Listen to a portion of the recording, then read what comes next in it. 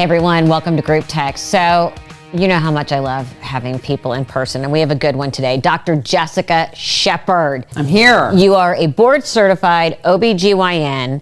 I'm getting this all right. An expert on the topic of menopause. Your new book. Yay, it's here. In-person Generation M. Living Well in Perimenopause and Menopause. It is truly like an eye-opening book for anyone who's going through. Basically, I feel like it's anyone over the age of 35.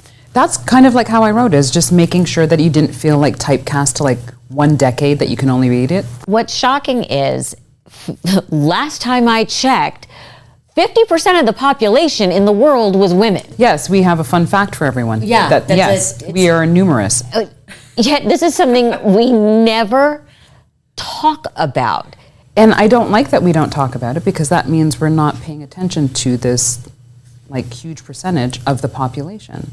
And so we're missing a lot of women. And we're in a time now where the population is aging and birth rates are down. Right. So you have many more, I want to say citizens.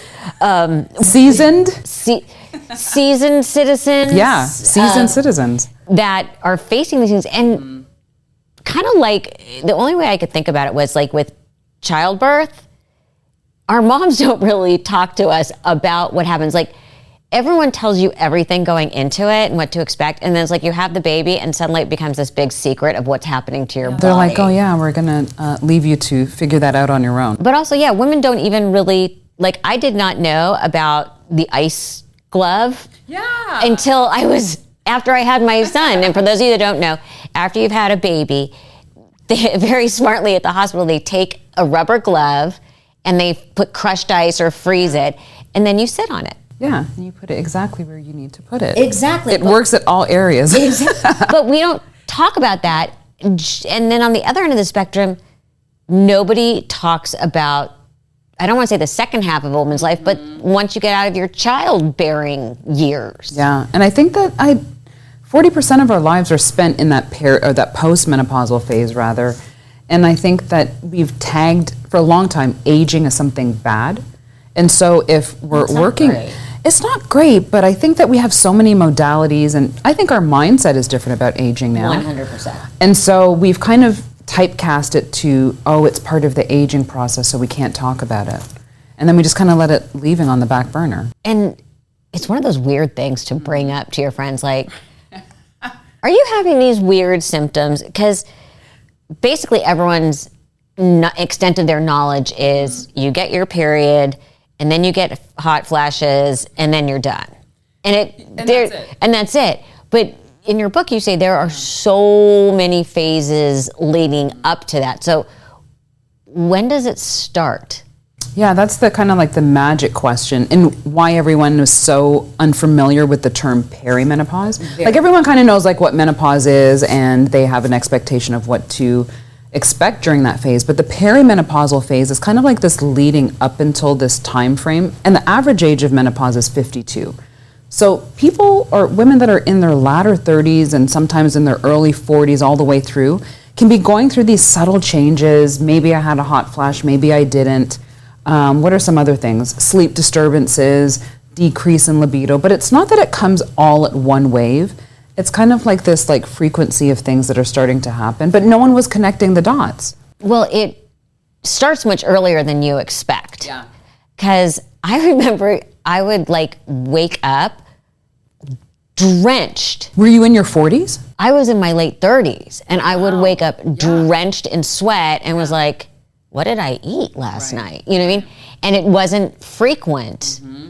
So you just kind of forget about it, and then it might happen again, and you're just like, I don't know what's going on. And it's weird. It is weird, and I think because we spend a lot of our time talking about the reproductive phase of a woman's life, like from the time they have their period, right, and then childbearing and when they're having children, and we do place a lot of emphasis on that in the pregnancy phase, and everything's cute and pretty, and then things start to happen, and women are like, one, I don't know what's going on, but two, there's that gap, that latter 30s of all through the 40s, where they're like, oh, this couldn't be menopause, because that's all we were familiar with. So they were like, I don't know what the hell's going on, but it couldn't be menopause. And it wasn't, it was perimenopause. Right. So what are the most frequent symptoms of that you should be saying to yourself, okay, I don't need to sleep with a different comforter. Right. Maybe, you know, I always like to sleep in a meat locker. So for me, the fact that I was sweating was like, what the fuck? You're like, the meat locker's on, isn't it? Exactly. No, I mean, like literally, but I'm one of those weird people who like, I need the weight. Oh, do you like weighted blankets? I love my weighted blankets. You know, I haven't tried that yet, and I've heard they're phenomenal. They're phenomenal, and you can get ones that are cooling, that don't like, are hot. But it's so bad now that to the point when I'm in a hotel, I have to take my travel blanket and put it on top of me. And if they don't have a bathrobe for me to also put on top of me, I have to go get a towel and put that on because I need the weight. You're like, I'm going to pile everything on me in this hotel room. Just for the weight. Oh my God. Well, I like that you know it, so you know it and you travel with it, and it's because you there can't for travel you. with a weighted blanket. I mean, maybe you should that's try. heavy. I mean, it is heavy. I'm not going to check it in. Put my carry-on. Don't worry, it's heavy enough. You know, and I don't want to have to make the choice. Right. You know what I mean? And we're all trying to carry less in our bags so we don't ruin our shoulders. But yeah, I think that I can't pull off a weighted blanket, which is, we can get into a whole separate discussion. But it's like your why I comfort need a blanket private too. plane. Oh, when you get one, let me know. Yeah, if I travel private, obviously I could take a weighted blanket. Keep a weighted blanket on the plane for me. Right, just to use wherever. Exactly. And you know, we're totally going off. You know, at hotels now, like the big thing, because you travel a ton. Yes. What kind of pillow would you like? Yeah. I want to know why they're not asking me what kind of weighted blanket. We're going to put that on the list for them. Can you please supply a weighted blanket? I see a business opportunity. I know. We can market it for... And you can make it cool. Yeah, mine is not a heated one. Do you see what we've done here? I think we've completely come up with a whole product for women. Yeah, See? exactly. That's what happens when you have like the brain trust here. Yeah, okay, so we're going to go back to what are the first symptoms? Like for me, I would have these, you know, once every 3 months where like 3 nights in a row, I would just be drenched. I would say that's pretty much the hallmark of what we see women in perimenopause manifesting in the menopause phase, the most common being their hot flashes and your night sweats. And that really has to do with these severe fluctuations that occur of estrogen and progesterone. So as they're trying to like peter out, which is kind of like they're going in this phase where they're like, we're not really going to be around for much longer, they do go through fluctuations. And it's the actual fluctuations, and progesterone actually is the one that really starts to fluctuate really early. Is that what causes the temperature like gauge in our brain, which is modulated by estrogen, is it's like, I can't control the temperature as well, but it will kick back in. It'll be like, oh no, I'm fine, we're good. I have a question about hot flashes, and I was actually just talking to a friend of mine yesterday about this because I knew you were coming on the show. Why is it that some people literally are pouring sweat, and then some people like myself would feel like I was burning fire, boiling inside, and I would say to someone, do I feel warm? And they're like, no, yet we know people who literally just buckets. Right. So there's two different ways that people can like sweat versus what we call our core temperature that's rising, which both have to do with the thermoregulatory zone in our brain. Either way, your body is trying to find a way to either cool off or heat up. So the sweating is, people are just either sweaters or not, right? So it's kind of like people who have like a lot of like secretions, and then some people who sweat a lot and some who don't. So you just have people who, now that it's kind of like heightened, they're going to sweat more. But the internal kind of like feeling that you were having is usually typical to what we say is a hot flash. And it's like this internal sensation, usually starts chest area, and then it rises through like your extremities into your neck and head. Can last anywhere from 3 to 7 minutes, but they can be really intense. And it's not comfortable. At all. I've never heard anyone come to me and be like, my hot flashes are great. They're really comfortable. I think I'm going to stick with them. Exactly. What age, it feels like this is happening younger and younger, or is it just that we know more? But when you think about it sort of historically, women, and we see this now where girls getting their period much earlier, and we can all say, oh, it's the hormones in the food, it's this and that and the other. But women are really only supposed to have babies from like 15 to 25. So why is everything shifting younger, including perimenopause? So I would probably push it out from like 28, 25 to, like maybe 35. 35 is when your eggs are like, oh, we're kind of like not doing the same thing. Yes, I had a friend who had her first baby at like 38, and they're like, they called me that I'm a geriatric man. She's like, how could they use the word geriatric? I'm like, I was so geriatric. And it was funny, like being an OBGYN, around your colleagues as we're having like conferences, they're talking about geriatric pregnant. I'm like, I'm right here. I can hear you. But I was like 37 and 39 when I had mine. So I totally get it. And I think exactly how you stated it. We typically, women, if you look at like our life expectancy, in the 20s, it was like 60. Mm-hmm. And that had a lot to do with your ovaries were not giving off estrogen anymore. And so our organs actually are able to function much better with estrogen around. But now we've passed that society-wise where we live longer. Well, and science, but also science and people being able to freeze eggs and do this and do that. Yeah, and so all of that kind of contributes to exactly what you were saying. We start our periods early, our food is different. We also experience perimenopause and menopause earlier, but a lot of it too has to do with awareness and our ability to sense, hey, we now know that this is starting. I think typically women were probably just like, oh, that was nothing. We just kind of plowed through things and ignored it and pushed it off. Now we're a little bit more aware. We have more data and science to being like, hey, this is what's going on. So how long does perimenopause last before you're like, shit, this is it? Yeah, it's really based on menopause, which if you technically look at like what the clinical definition is, it just means that you haven't had a period for 12 months. That's when we can say you're now menopausal. So anyone, if the average age is 52, but I do have patients that are like 55 and still have a regular cycle. So it really is, when do I stop cycling for 12 months consecutively? I've now passed over into our menopausal / postmenopausal phase. A lot of times you can look at what your mom did and seeing like, when did she experience menopause? That might be a good indication of when someone might. But it really is, you never know. See, and I didn't get that because my mother had a hysterectomy. Mine too. Yeah. So you had no idea. My mom said she had like 2 hot flashes and that was that. That's so interesting. And so I find a lot of women, when they look at their mom's experiences, are similar to, I didn't have it, but was it because they weren't aware and they're so used to kind of pushing it off, whereas we're more in tune with our body that we're like, or is it environmental? Right. I don't know. I think these are the things that you'll see differences between mothers and daughters and their experiences. Okay, you just brought up the women who continuously have their period. And I feel like, this is a lot of information. Lot of information. Most of the men have clicked off or they've got a wife that's like, I need to hear this. Right. So I have friends who are, I'm thinking about one of my friends in particular. She's 56, turning 57, and she still has her period. I mean, I always joke, I'm like, clearly you were meant to be a good breeding cow. You know what I mean? You're still breeding, honey. But why? I mean, that does seem really late to me. Even my patients, when, I have like 55 and 56-year-olds, and I'm like, you're still cycling. So they're usually going to be the outliers. So they're in the minority. Most will stop around 50 to 53. But you do have them that just like continue to, it is, I try not to, change my face when they're like, oh, I'm still having a cycle. And I'm like, oh. But it is sometimes a little bit off-putting. I can imagine it's frustrating because they're like, I'm done with this. I don't even want to do this anymore. But there are some that will. And your eggs are basically not good at that. So it's not like you can use them anyway. Right. You're like, so why am I doing this? If I can't use the eggs, why are we still having a cycle? But, as long as they have estrogen around that can elicit this cycle and the changes in their lining, they're going to have a...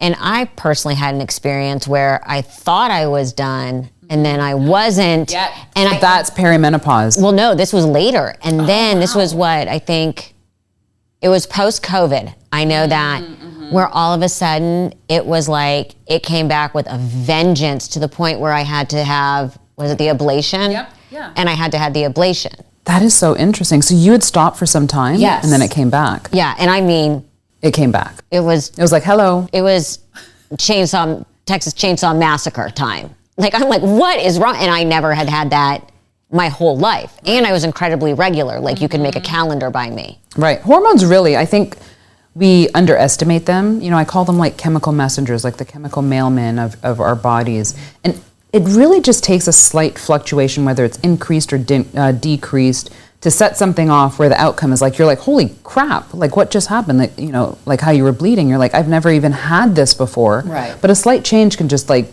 change something that you're not used to, and can be frustrating too.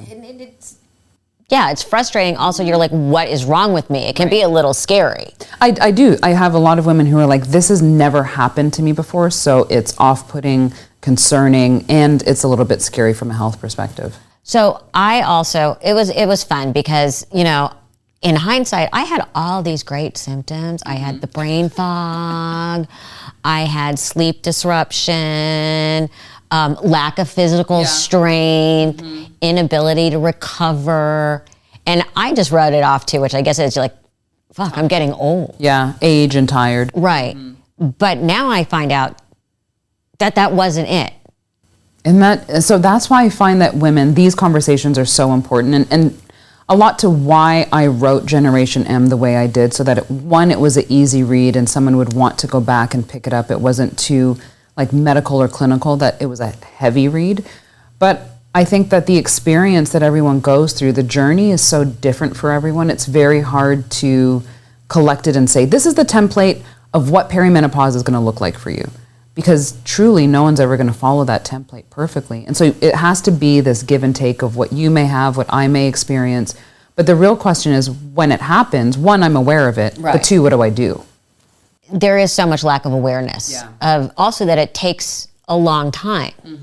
It's not like boom, boom, boom. Right. It's over this like course of 3 to 7 years. Some people experience, if they started early in these perimenopausal symptoms of like 38, but say they're never menopausal till they're like 51. That's what happened to me. Like, it was like, is this just my new reality? Right. And I have a wonderful relationship with my OBGYN, and we're going to get into something that I did a little bit later on, because you have very, I think, good opinions about, because it's kind of the decisions I made. Right. But that's neither here nor there. One of the things you talk about is the psychological effects of this whole process. What are some of the ones you've seen? And I can only assume it has to do with sort of the stigma of women getting older. You know, we can go into the depth of, well, the media and Hollywood, and, you know, biologically, men are programmed to always want young because their job is to procreate, and we can get into this whole science. It's just, and it doesn't feel like it's just society's reaction. It feels like there's a real psychological shift. Yeah, and it's real, and that's why I love science and being able to do research to look exactly at what's happening. I'm glad that research is finally paying attention to women in a way where they're doing really good focal studies on women, because before what they would do is do it on men and then just adjust it for how a woman would respond. But we are really, truly different biologically, and even our brains is why we're showing... First of all, we're much smarter. Well, I was going to say that, but I knew that you knew it, so I was like, good, she knows. But now that you've said it, everyone, are you aware? Okay, good. I mean, and I have a wonderful fiance. I have an amazing son who, knock on wood, is just... I'm going to knock. Yeah, that's such a solid citizen. Yeah. And just the other night, I looked at them both, and I'm like, you guys are so fucking dumb. Like, what were their responses? They just stared at me.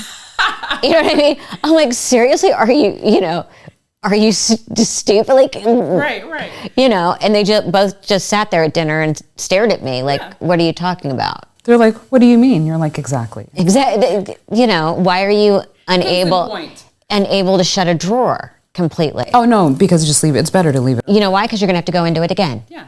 So just leave it open all the time. All I do is walk around closing drawers. It makes me crazy. Anyway. But that's why the science is clearly showing that women's brains are different, obviously. But during this menopausal phase, there's a wonderful book that recently came out called The Menopause Brain by Dr. Lisa Mosconi. And they now are able to see on imaging, by researching all these women going through this transition, just how the decline of estrogen impacts the actual brain and how it looks, how we're able to function. And that has a true, I just find that that's so responsible in the way that when we have studies, that now we can align it with women who for decades have been like, there's something that goes on with memory, able to multitask, just kind of being able to coordinate. And those are the changes due to hormone changes. The brain fog. Yeah, the brain fog is a big part of it. And it's terrifying. Like, I'm like... Oh, that was probably my first symptom. Really? It was the executive functioning, like where did I leave that thing? I was doing something I can't remember, multitasking, making a list, and as you're writing, you're like, I don't know, I don't remember what I was writing. And it's all those different things. And for me, just like Makes in me the feel good that functionality, I'm sure your patients are thrilled I know. to hear that. They're like, wait a minute. What do you mean? What do you mean? Yeah, and I think that's the human connection in everyone is going to go through this transition. Like, no woman can escape that they're going to be like, I'm not going to go through menopause. Do I know how they're going to go through it? No, but you will still go through it. And I think that is the connectivity in the community of women that we should appreciate more, is that all of us to some degree have these changes that are going to occur, and how can we foster enough kind of community in the sense of we are here for each other and it's okay to talk about it. Yeah. And when did you first think that this was going to become such a big topic? Because if you already are writing the book and you've already been part of the research, you were on this trend long before it became the hot topic. Now, I mean, now you can't go anywhere. No pun intended. It's a hot topic. Exactly. Woo. Yeah. It was about 5 years ago. 5 years ago, you know, just in my practice, because I only did gynecology, I never really did the obstetric part. You know what it was? Were my patients, who you start to hear similarities in stories. And even as someone who's a clinician and kind of, you know, has the best in research and medication, we didn't have a lot in our toolbox back then. And I was like, I have to be more aware of hearing what they're saying so I can collectively put it together to say, what could we be missing from a clinician or medical standpoint that is going on in this transition? Because it's so evident, and you started to see research coming out and you're like, that's it. It's interesting you just said that, because do you think women, OBGYNs, obviously because they're going through this, we're more aware. How do you get your male colleagues to start to ask these questions and be More in tune? Because there's nothing wrong with having a No, male not at all. OBGYN. They're fabulous male But how do you, OBGYNs. are you seeing that you're able to get them to start thinking differently? I actually, this may be a unpopular opinion, is that it's both men and women. I think that society for so long has told us what it should look like, what it isn't, what it is, that even as clinicians ignore these subtle signs and symptoms of perimenopause and menopause, and saying that maybe it's not that bad, or maybe it's not quite what we're thinking, or connecting the dots, because before we've never really attributed a lot of the things that we're talking about today to the perimenopausal experience. So that's still even new to medical doctors, because it was not really a thing. And so I think it's both, all of us. So I would, even outside of just being males, I think because they may be not experiencing it, but there are a lot of medical professionals who are women who haven't really made that connection as well. So this is for everybody. This is for everyone to really learn, both from patient side, from healthcare professionals, employers, hospital systems, to really change what's available for women as they're going through this. Also, it becomes a diagnostic tool. Yes. I think that there are so many different ways that we can approach, come up with more medications, modalities, testing. Like maybe there's a way to test better, because what we have right now is not the best. It's just hormones. It's just a blood test. Yeah, it's just a blood test. Which, you know, it was very helpful to me. But let's skip to postmenopausal. Yeah. When does that start?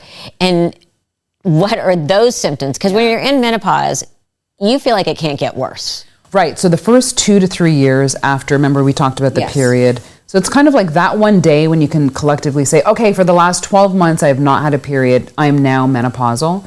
It's really postmenopausal after that. The first 2 to 3 years are what we've seen from a research perspective when you have the most intense symptoms. So even though I'm saying that, ethnically, when we look at ethnicity, there are different experiences by different ethnicities, which can be even longer than that. Like what? I'm just curious. So there is a great study that was done. It's called the SWAN study. They looked at Japanese, Chinese, Caucasian, Hispanic, and African American women. And when they looked specifically at hot flashes and night sweats, you saw the range from the least of Japanese at about 4.2 years to the most for African American, 10.8 for hot flashes. So imagine like that. I think that even helps me treat women better, because I can say, now we have data that shows I can even give you information before you get to this menopausal phase of what your experience might be like. So maybe it might change your opinion on taking hormones or not. But postmenopausal, are there different symptoms? They're usually the that? same. They're usually the same. Hot flashes and night sweats, again, are going to be your most common. But do they decrease? They will at some time. Oh, that's true. But I have had fantastic. some patients, I'm like, but there's always like this outlier. I've had patients who are in their 60s and 70s who still have pretty significant hot flashes. Oh, fun. But they're not in, again, Still. the mass majority. Fingers crossed. I know. I want to talk about hormone replacement therapy. This is where it gets dicey, right? It's a very hot topic. Okay, for all full transparency, my doctor started me on the pellets. Yes. It's bioidentical. Yeah. That's great. Full game changer for me. Within a week, I felt like a different person. Less emotional, physical strength came back suddenly. I was in yoga class. I'm like, oh my God, I can do this. I feel like I've been in a headstand for 8 minutes. Exactly. How about Right. able to recover brain fog. Like for me, and I know it's very controversial. I know I started with the 2 creams, the clicks, and you put them on the back of your knees, which that's my doctor told me to put on the back of my knees, and the progesterone pill. Yep. And then people have You the did that for a patches. while, and Yes. then, right. And then she's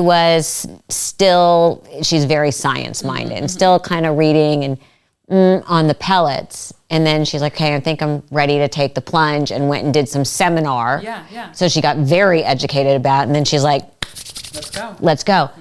Game changer for me. That's how I knew about the blood test, because that's where they start. Why is it so controversial? Oh, I love this. So chapter 6 in Generation M is called ABCs of HRT.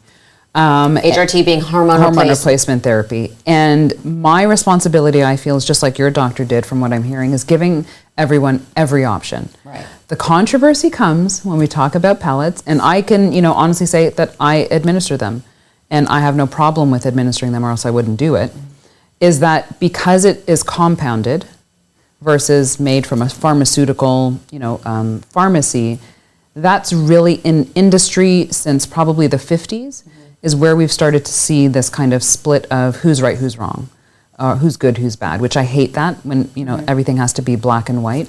Compounding was actually how we made any drug or hormones or whatever we took before pharma had like an industry. Right. And so there is safety and efficacy in the pharmacies where they compound. But pharma obviously is kind of maybe the ones who make most of what we take. So it really is learning and being educated on what the differences are.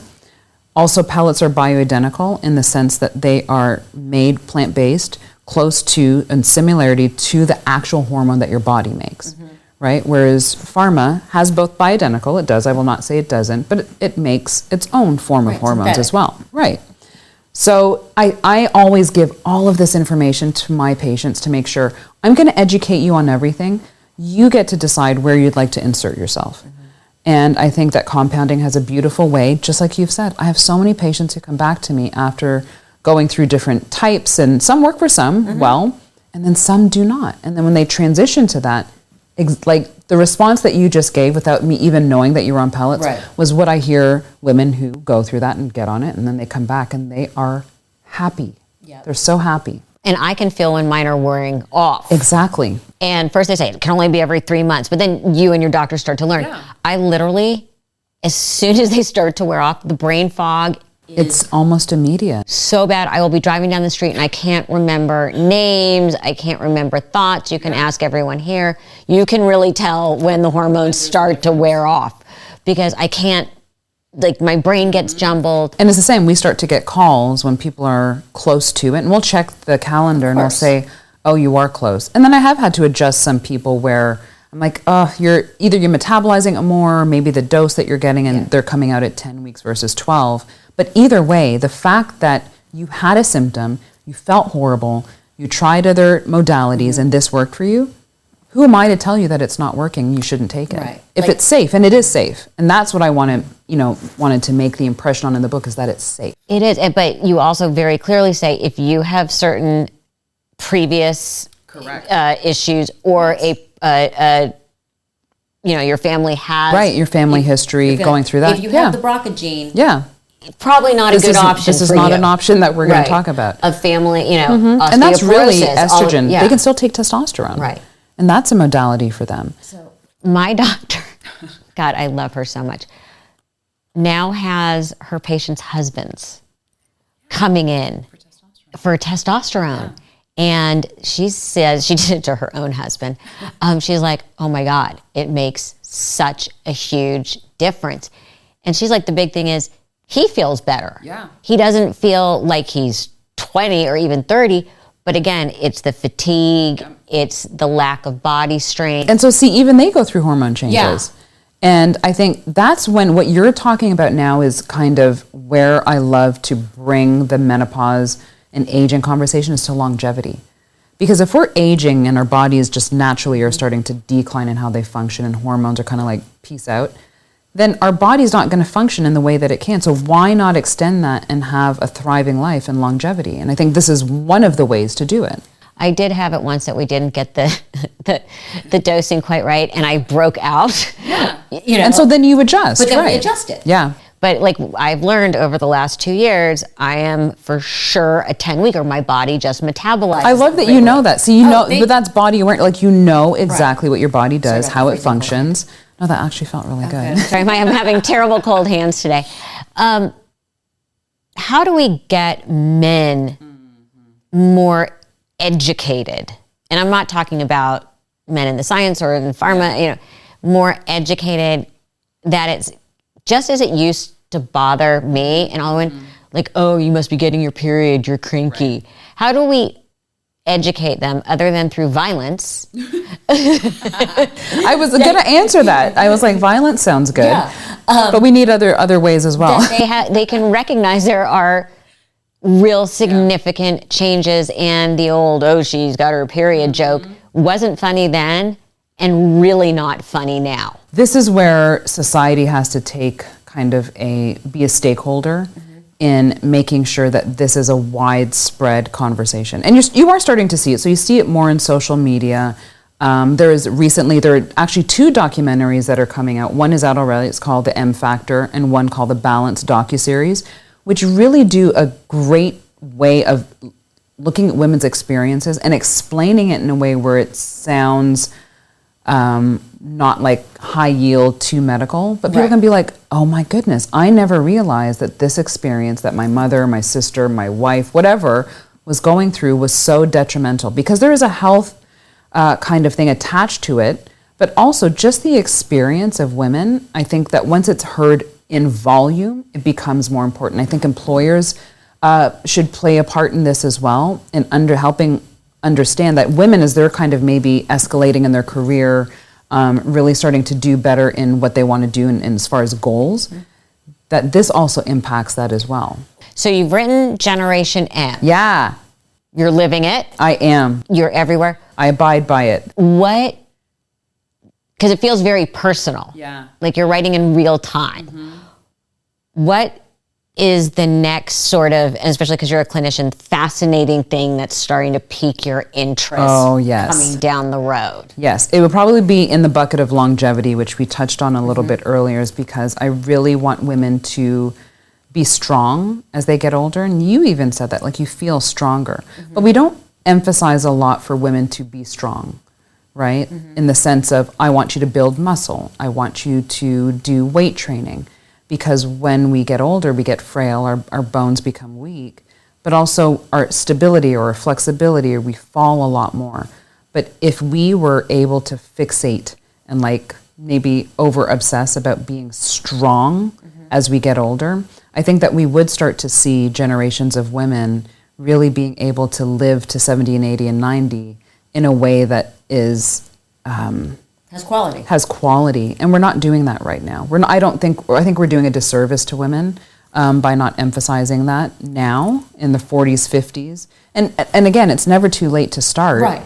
But that's not the message that women are getting. And so that's my next kind of like... We can call it, I've fallen, but I can get up. Yes! Oh my gosh, we have a new tagline. That would be a great t-shirt too.